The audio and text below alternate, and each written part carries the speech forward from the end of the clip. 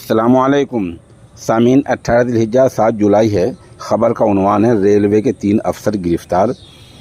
आपको पता ही है कि पिछले 2 जून को उड़ीसा में रेल का बड़ा हादसा हो गया था और जिसमें 292 लोगों की मौत हो गई थी। उसी मामले में रेलवे के ये 3 अफसर आज गिरफ़्तार कर लिए गए हैं। ख़बर थोड़ी तफसील सुने। उड़ीसा के बालासोर में 2 जून के हुए रेल हादसे में सीबीआई ने 3 रेलवे एहलकारों को आज गिरफ्तार कर लिया है। तीनों को आईपीसी की दफ़ा 304 गैर इरादतन कत्ल के तहत गिरफ्तार किया है। बताते हैं इस हादसे में 292 लोगों की मौत हुई थी।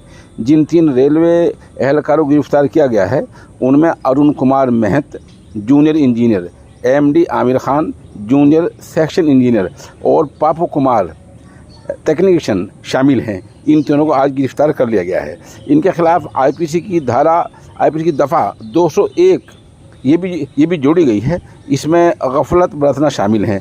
बहरहाल इन तीनों को आज गिरफ्तार कर लिया गया है। बता दें उसी वक्त सीबीआई ने रेलवे के इस पूरे इलाके को सील कर दिया था।